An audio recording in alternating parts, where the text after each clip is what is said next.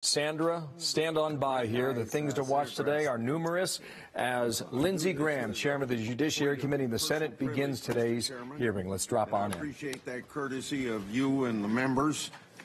This is the first meeting of the Senate Judiciary Committee in this 116th Congress.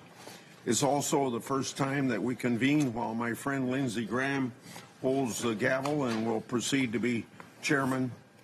So I'd like to congratulate the new chairman, thank him for his leadership, and say that I look forward to working with you and other members of this committee as we seek to address some of our nation's most pressing problems.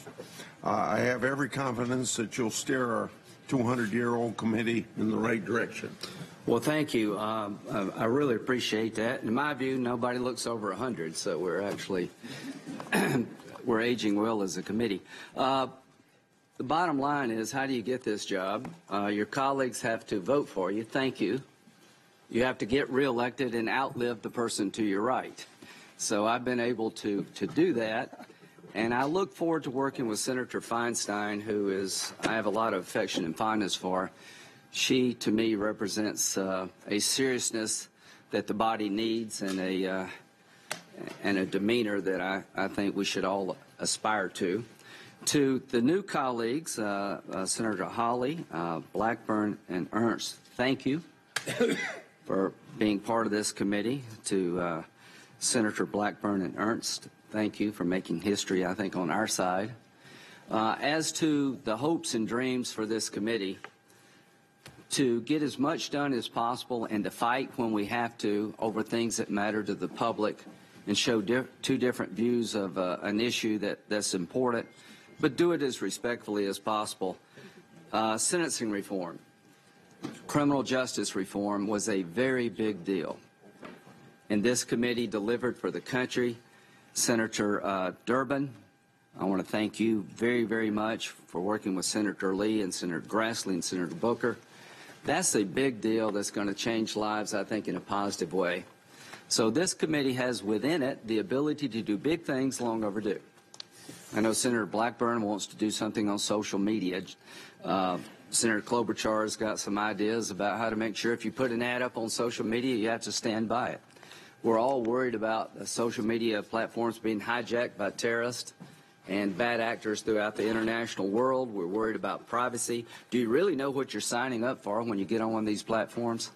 I'd like this committee working with Commerce to see if we can find some way to tame the Wild West. Intellectual property, Senator Tillis and Senator Coons have some ideas, and I look forward to hearing about.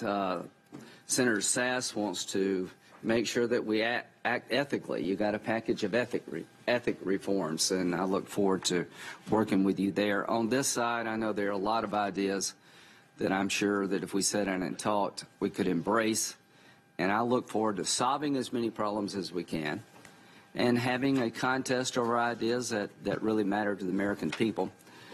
Senator Hatch, thank you for coming. In terms of my chairmanship, if I can do what you and Senator Grassley were able to do during your time, I will have done the committee a good service. Senator Grassley, thank you very much. Last year was tough, but I think you and Senator Feinstein did the best you could in the environment in which we live. The times in which we live are very difficult times. I don't see them getting better overnight, but I do see them getting better if we all want them to. So about me, I want us to do better, and I'll be as measured as possible. The immigration Lindsey will show up, but the other guy's there too, and I don't like him any more than you do. So the bottom line is we're starting off with something that would be good for the country.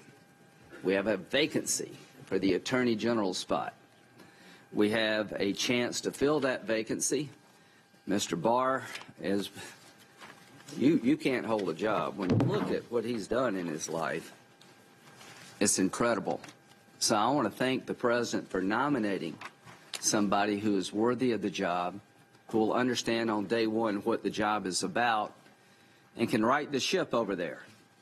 I think we all have concerns. I know Senator White House is passionate about cybersecurity and Fort Cyber and all these other ideas that Sheldon has been pushing. It's just a matter of time before we hit hard if somebody doesn't step up to the plate with some solutions. But a little bit about the nominee.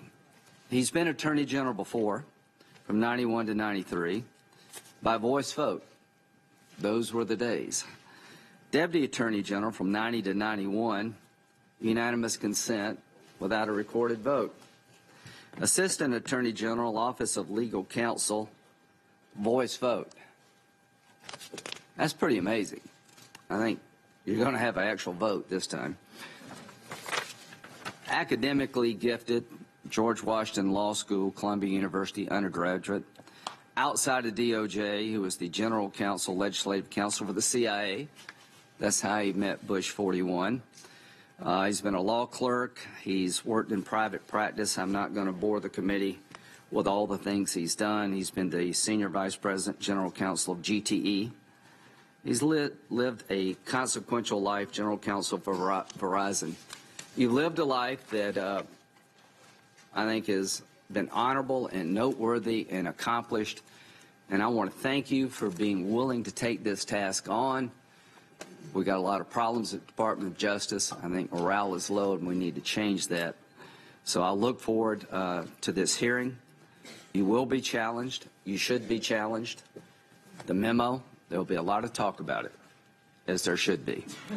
But I just want to let you know, Mr. Barr, that we appreciate you stepping up at a time when the country needs somebody of your background and your temperament to be in charge of the rule of law.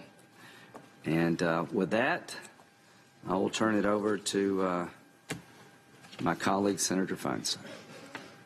Thanks very much, Mr. Chairman. And I want you to know I really look forward to working with you. Too. And I think we can work productively together.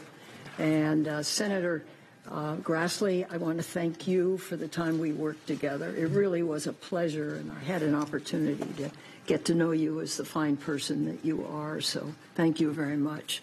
I want to say just one word or two or three about women. 25 years ago, there were no women on this committee. I'll never forget watching the Anita Hill hearing on a television in the London airport with a lot of people gathered around. So I went over to take a look, and I saw this all-male Judiciary Committee.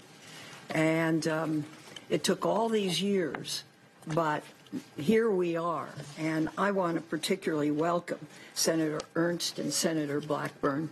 I think it's extraordinarily important that this committee be representative of our society at large, and we are growing that way. And so thank you very much for being here. I'd also like to welcome Bill Barr and his family. I know you're proud to be here, and you served as Attorney General before from 91 to 93, and I think we all have great respect for your commitment to public service. When we met, your previous tenure marked a very different, we talked about a very different time for our country, and today we find ourselves in a unique time with a different administration and different challenges. And now, perhaps more than ever before, the country needs someone who will uphold the rule of law, defend the independence of the Justice Department, and truly understand their job is to serve as the people's lawyer, not the president's lawyer. Top of mind for all of us is the ongoing Mueller investigation. Importantly, the Attorney General must be willing to resist political pressure and be committed to protecting this investigation.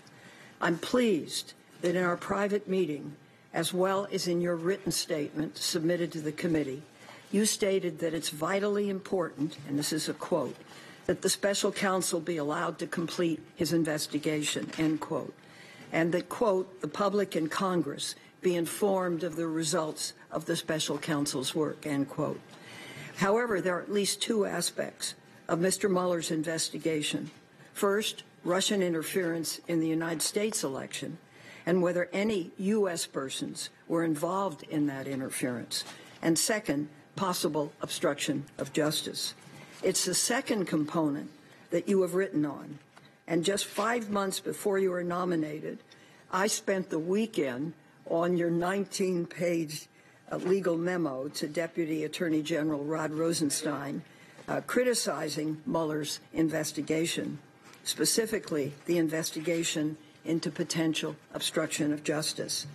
In the memo, you conclude, I think, that Special Counsel Mueller is, quote, grossly irresponsible for pursuing an obstruction case against the president.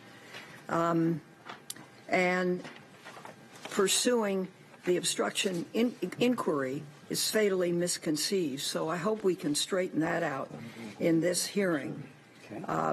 But your memo also shows a large, sweeping view of presidential authority and a determined effort, I thought, to undermine Bob Mueller, even though you state you have been friends and are in the dark about many of the facts of the investigation. So it does raise questions about your willingness to reach conclusions before knowing the facts and whether you prejudge the Mueller investigation. And I hope you'll make that clear today. It also raises a number of serious questions about your views on executive authority and whether the president is, in fact, above the law. For example, you wrote, "The president," and I quote, "alone is the executive branch. As such, he is the sole repository of all executive powers conferred by the Constitution. Thus, the full measure of law enforcement authority is placed in the president's hands, and no limit is placed on the kinds of cases subject to his control and supervision." This is in your memo on page 10, and I will ask you about it. This analysis included cases involving potential misconduct, where you concluded, and I quote, "The president may exercise his supervisory authority over cases dealing with his own interests, and the president transgresses no legal limitation when he does so." That's on page 12. In fact, you went so far as to conclude that, quote, "the framers' plan contemplates that the president's law enforcement powers extend to all matters, including those in which he has a personal stake." You also wrote, "The Constitution itself places no limit on the president's authority to act on matters which concern him or his own conduct," page 10. Later, you conceded that certain supervisory actions, such as the firing of Director Comey, may be unlawful obstruction. However, this too is qualified. You argue that in such a case, obstruction of justice occurs only if first a prosecutor proves that the president or his aides colluded with Russia. Specifically, you conclude, and I quote, "The issue of obstruction only becomes ripe after the alleged collusion by the president or his campaign is established first," end quote. So that's some of the things I hope to ask you about. And in conclusion, let me just say that some of your past statements on the role of Attorney General and presidential power are concerning. For instance, you've said in the past that the Attorney General is the president's lawyer. In November of 2017, you made comments suggesting it would be permissible for the president to direct the Justice Department to open an investigation into his political opponents. And this is notable in light of President Trump's repeated calls for the investigation of Hillary Clinton and others who disagree with him. I believe it's important that the next Attorney General be able to strongly resist pressure, whether from the administration or Congress, to conduct investigations for political purposes. He must have the integrity, the strength, and the fortitude to tell the president no, regardless of the consequences. In short, he must be willing to defend the independence of the Justice Department. So my questions will be, Do you have that strength and commitment to be independent of the White House pressures you will undoubtedly face? Will you protect the integrity of the Justice Department above all else? Thank you very much, Mr. Chairman. Thank you, Senator Feinstein. Senator Hatch, welcome back. We truly miss you. You were a great chairman and an incredible member of this body, and you're very welcome to share your thoughts about Mr. Barr with this committee.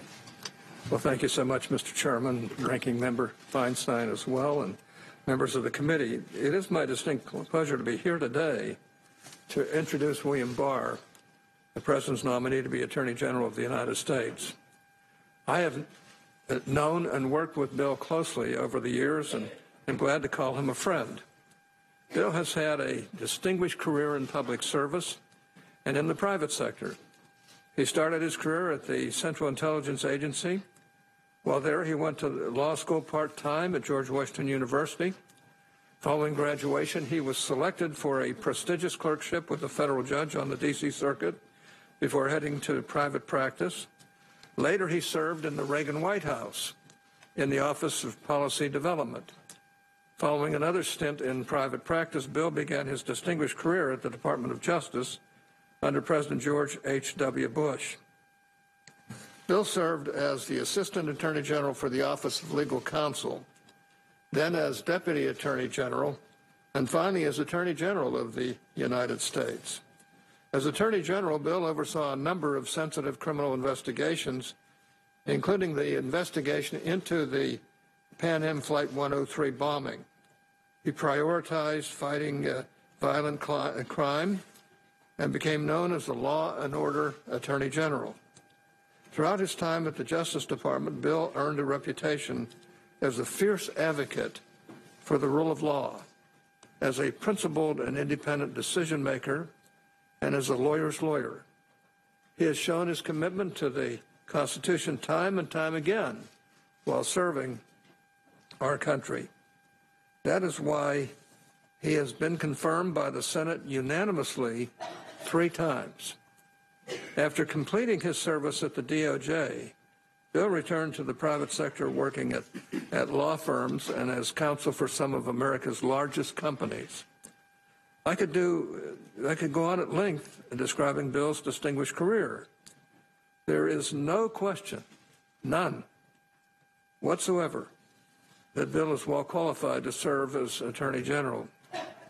He has held this position before and won high praise during his tenure for his fairness, his tenacity, and his work ethic.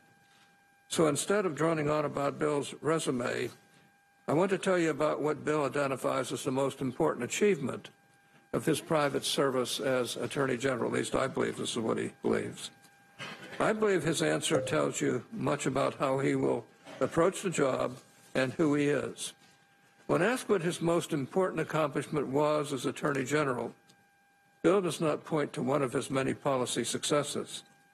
He doesn't talk about his role in setting antitrust merger guidelines. He doesn't say it was his role leading the DOJ's response to the savings and loans crisis. No, for him, it was something more. It was something more tangible. It was Talladega. 3 days after Bill was named acting Attorney General by President Bush, 121 prisoners noted and seized control of the Talladega Federal Correctional Institution in Alabama. This was a very serious matter, and they took 10 hostages. Planning at the DOJ began immediately for how best to resolve the situation and secure the safe release of the hostages. In such a situation, some would have sought political cover, not Bill. He was in charge. He knew the response was his decision to make, his responsibility. He maintained his focus on the safety of the men and women held hostage by the prisoners. The standoff lasted 10 days. Then, on Bill's order, FBI agents stormed the prison. 3 minutes later, it was over. The hostages were safe, The mission was well planned and executed. That federal agents did not even have to fire a single shot. Bill's decision-making and judgment helped save lives. When President Bush nominated Bill to be Attorney General in 1991, I noted why he had been selected. He was not a member of President Bush's political or personal inner circle. He was not a part of the president's brain trust. He was not a politician or former politician who brought political clout to the position from prior elections or prior elected office. Bill Barr was a lawyer's lawyer. Talent, merit, and performance. Those were the reasons President Bush selected him to be the Attorney General at that time. That statement holds true today. Bill Barr, in my opinion, is an outstanding choice for Attorney General. His vast experience, renowned judgment, and reputation as an ardent defender of the rule of law make him a nominee that the American people, the President, and the Senate should all be proud of. So I feel very honored to be here today to speak in his favor, and I hope that his nomination will be approved expeditiously. Thank you, Mr. Thanks, Senator Hatch. I'd like to note at the outset that the rules of the Senate prohibit outbursts, clapping, or demonstrations of any kind. This includes blocking the view of people around you. Please be mindful of these rules. As we conduct this hearing, I will ask the Capitol Police to remove anyone who violates the rules of this committee. Thanks, Senator Hatch. Ms. Barr, would you come forward, please? Thank you.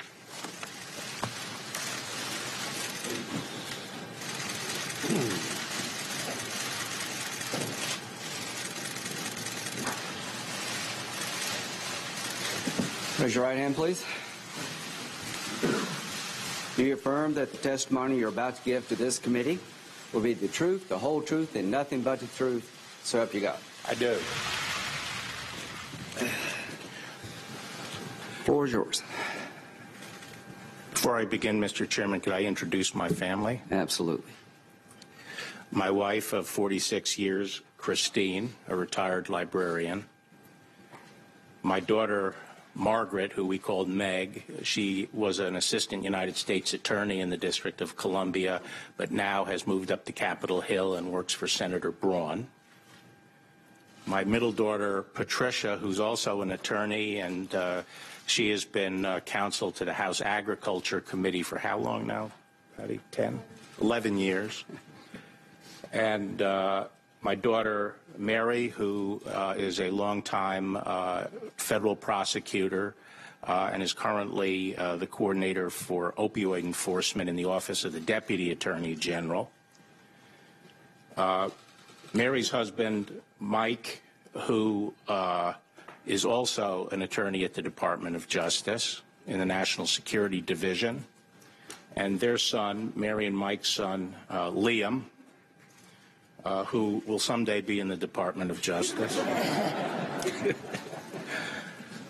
Patricia's husband, Pelham, who is a founding partner of a consulting firm, and Meg's husband, Tyler, who is also an assistant United States attorney in the Eastern District of Virginia. Did I leave anyone out? Think about medical school, Liam. Somebody needs to make money in the family. When Meg was starting at Notre Dame, I told her I wanted a doctor in the family, and I made her take organic chem. Needless to say, she's now a lawyer. So,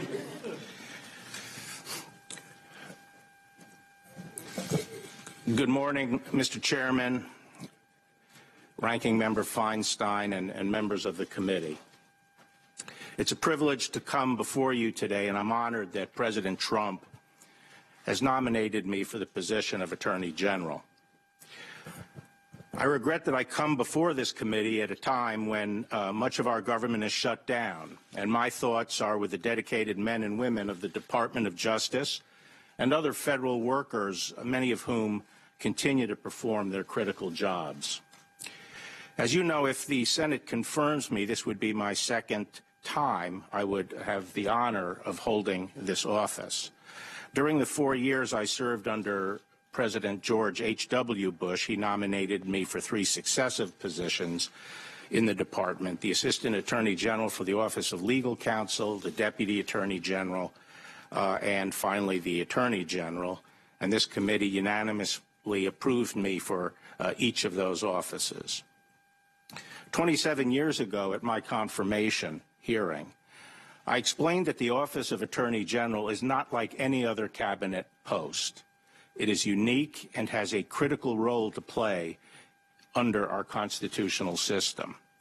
I said then, the Attorney General has a very special obligation, unique obligations. He holds in trust the fair and impartial administration of justice. It is the Attorney General's responsibility to enforce the law even-handedly and with integrity. The Attorney General must ensure that the administration of justice, the enforcement of the law, is above and away from politics. Nothing could be more destructive of our system of government, of the rule of law, or the Department of Justice as an institution than any toleration of political interference with the enforcement of the law. I believe this as strongly today as I did 27 years ago, indeed more strongly. We live in a time when the country is deeply divided. In the current environment, the American people have to know that there are places in the government where the rule of law, not politics, holds sway, and where they will be treated fairly based solely on the facts and the even-handed application of the law. The Department of Justice must be that place. I did not pursue this position, and when my name was first raised, I was reluctant to be considered and indeed proposed a number of alternative candidates. I'm 68 years old, partially retired, and nearing the end of a long legal career. My wife and I were looking forward to a peaceful and cherished time with our daughters and grandchildren. And I've had this job before. But ultimately, I agreed to serve because I believe strongly in public service. I revere the law. I love the Department of Justice and the dedicated professionals who serve there. And I believe that I can do a good job leading the department in these times. If confirmed, I will serve with the same independence I did in 1991.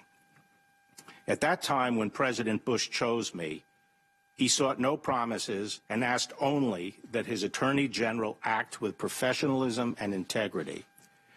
Likewise, President Trump has sought no assurances, promises, or commitments from me of any kind, either express or implied, and I have not given him any, other than that I would run the department with professionalism and integrity. As Attorney General, my allegiance will be to the rule of law, the Constitution, and the American people. This is how it should be. This is how it must be. And if you confirm me, this is how it will be. Now, let me address a few matters I know are on the minds of some of the members of this committee. First, I believe it is vitally important that the special counsel be allowed to complete his investigation. I have known Bob Mueller for 30 years.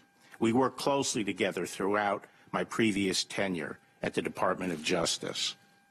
We've been friends since, and I have the utmost respect for Bob and his distinguished record of public service. And when he was named special counsel, I said his selection was good news, and that knowing him, I had confidence he would handle the matter properly, and I still have that confidence today. Given his public actions to date, I expect that the special counsel is well along in his investigation. At the same time, the President has been steadfast that he was not involved in any collusion with Russian attempts to interfere in the election. I believe it is in the best interest of everyone, the President, Congress, and the American people, that this matter be resolved by allowing the special counsel to complete his work. The country needs a credible resolution to these issues. And if confirmed, I will not permit partisan politics, personal interests, or any other improper consideration to interfere with this or any other investigation. I will follow the special counsel regulations scrupulously and in good faith, and on my watch, Bob will be allowed to finish his work. Second, I also believe it is very important that the public and Congress be informed of the results of the special counsel's work. My goal will be to provide as much transparency as I can consistent with the law. I can assure you that where judgments are to be made, I will make those judgments based solely on the law, and I will not let personal, political, or other improper interests influence my decision. Third, I would like to briefly address the memorandum that I wrote last June. I wrote the memo as a former Attorney General who has often weighed in on legal issues of public importance, and I distributed it broadly so that other lawyers would have the benefit of my views. My memo was narrow, explaining my thinking on a specific obstruction of justice theory under a single statute that I thought, based on media reports, the special counsel might be considering. The memo did not address or in any other way question the special counsel's core investigation into Russian efforts to interfere in the election, nor did it address other potential obstruction of justice theories or argue that some have wrongly suggested that a president can never obstruct justice. I wrote it myself on my own initiative without any assistance and based solely on public information. I would like to comment very briefly on my priorities if confirmed as Attorney General. First, we must continue the progress we've made on violent crime, while at the same time recognizing the changes that have occurred since I last served as Attorney General. The recently passed First Step Act, which I intend to diligently implement if confirmed, recognizes the progress we have made over the past 3 decades in fighting violent crime. As Attorney General, I will ensure that we will continue our efforts to combat violent crime. In the past, I was focused on predatory violence, but today I am also concerned about another kind of violence. We can only survive and thrive as a nation if we are mutually tolerant of each other's differences, whether they be differences based on race, ethnicity, religion, sexual orientation, or political thinking. And yet we see some people violently attacking others simply because of their differences. We must have zero tolerance for such crimes, and I will make this a priority as Attorney General if confirmed. Next, the Department will continue to prioritize enforcing and improving our immigration laws. As a nation, we have the most liberal and expansive immigration laws in the world. Legal immigration has historically been a huge benefit to this country. However, as we open our front door and try to admit people in an orderly way, we cannot allow others to flout our legal system by crashing in through the back doors. In order to ensure that our immigration system works properly, we must secure our nation's borders, and we must ensure that our laws allow us to process, hold, and remove those who unlawfully enter. Finally, in a democracy like ours, the right to vote is paramount. In a period of great political division, one of the foundations of our nation is our enduring commitment to the peaceful transition of power through elections. If confirmed, I will ensure that the full might of our resources are brought to bear against foreign persons who unlawfully interfere in our elections.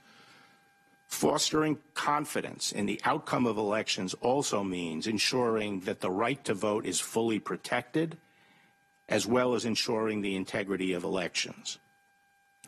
Let me conclude by making the point that over the long run, the course of justice in this country has more to do with the character of the Department of Justice as an enduring institution than with the tenure of any particular Attorney General. Above all else, if confirmed, I will work diligently to protect the professionalism and integrity of the department as an institution, and I will strive to leave it and the nation a stronger and better place. Thank you very much for your time today, and I look forward to answering your questions. You've been watching the confirmation hearing for William Barr, President Trump's nominee for the next Attorney General. This will continue live on Capitol Hill. Please stay tuned to Fox News Channel and this Fox station for continuing coverage of this story. For Sandra Smith and Bill Hemmer in New York, thank you for joining us. Eminent sense to me. Once you go down that road. This has been a Fox News Special Report.